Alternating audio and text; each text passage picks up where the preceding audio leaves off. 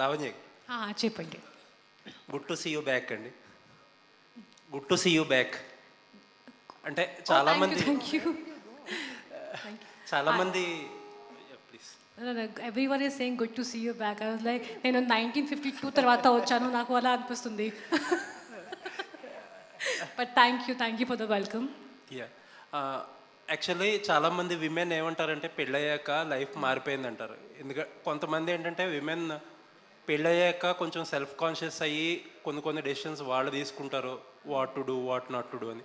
కొన్ని సందర్భాల్లో families impose చేస్తాయి restrictions. How your life changed after marriage? ఏం చేంజ్ లేదు యాక్చువల్లీ. అండ్ నాకు చాలామంది రాస్తారు యూనో దిస్ దాట్, కానీ నా లైఫ్ అలాగే ఉంది. And I have a great partner who supports me, and I think if you have a good partner, there's nothing you have to change in your life. And if there are any changes, it's only for the betterment of both of us. And as of now, I don't see naku aim change kanpeledu. And as of now, all is good, and I'm going to continue working all my life. Happy for you.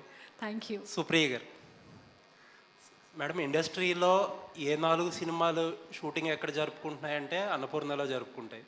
ఎక్కడ post production జరుగుతున్నాయంటే obviously అన్నపూర్ణలోనే జరుగుతాయి. అంటే world class facilities అన్నీ at disposal ఉంటాయి. మంచి content ఓరియంటెడ్గా చిన్న projects చేస్తున్నారు, అన్నీ very good. కాకపోతే అన్నపూర్ణ నుంచి ఒక ట్రైల్ బ్లేజర్ ప్రాజెక్ట్, ఒక పెద్ద స్కేల్లో మీ ఫెసిలిటీస్ని బెస్ట్ యూజ్కి పుట్ చేసే ఒక ట్రైల్ బ్లేజర్ ప్రాజెక్ట్ ఇప్పుడు ఈవెన్ అక్కినేని హీరోస్ కూడా చేయొచ్చు, అలాంటిది ఎందుకు చేయట్లేదు? సందర్భం కథ అన్నీ కుదరాలి కదండి. అంటే మీరు అనుకుంటా కుదురుతుంది కదా? అనుకుంటే అన్నీ జరుగుతాయా అండి? జరగవు కదా, దానికి అదే రాసి పెట్టుంటుంది. ఇప్పుడే మీరే అన్నారు స్టూడియో అనేది ఒక వరల్డ్ క్లాస్ ఫెసిలిటీగా తయారైంది. ఒక 5 ఏళ్ల క్రితం కూడా అది అనే I don't think we could have said it was that.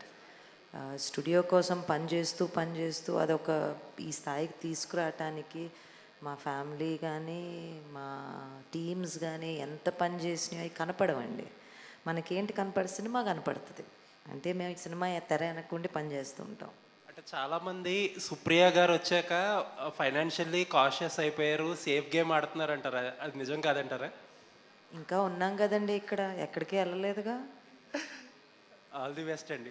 Looking forward for that. Thank you. Vishwak గారు డైరెక్టర్.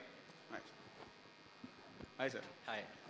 మీది స్కైలాబ్ సినిమా చూస్తాం, చాలా ఇంట్రెస్టింగ్ ఉంది. దాని తర్వాత చాలా గ్యాప్ తీసుకుని ఇప్పుడు ఓటీటీలోకి వచ్చారు. సినిమా వదిలేసి ఓటీటీకి రావడం కారణం ఏంటి సార్? ఓటీటీకి రావడం అలా ఏం లేదండి. అంటే ఒకటి, not because you ask this question, this no such thing as ఇట్లా ఫిలిమ్స్ ఓటీటీ. దాని నుంచి అంటే ఇక్కడ ఒక ఫీలింగ్ ఉంది ఇట్లా డౌన్ గ్రేడ్ అనేది. అది అసలు కాదండి. అంటే 2 డిఫరెంట్ మీడియమ్స్, ఏ స్టోరీ ఎక్కడ చెప్పాలి అన్న దాని గురించి ప్రైమరీ ఉంటుంది. And I'm working on my next film. Mythri వాళ్ళతోటి స్టోరీ అది రైటింగ్ అవుతుంది. So mean while I got this project and I loved it. So అందుకు చేశాను అంతే. అంటే మిస్ పర్ఫెక్ట్ ఏమైనా ఇన్స్పైర్ అయ్యారా వెస్ట్రన్, లేదంటే ఇది ఒరిజినల్ అని? సారీ, కంప్లీట్లీ ఒరిజినల్ అండి. రైటర్స్ ఇక్కడే ఉన్నారు, ఫ్రాన్సిస్ అండ్ శృతి. వాళ్ళు రాసిన కథ అండి వాళ్ళు. Okay, thank you.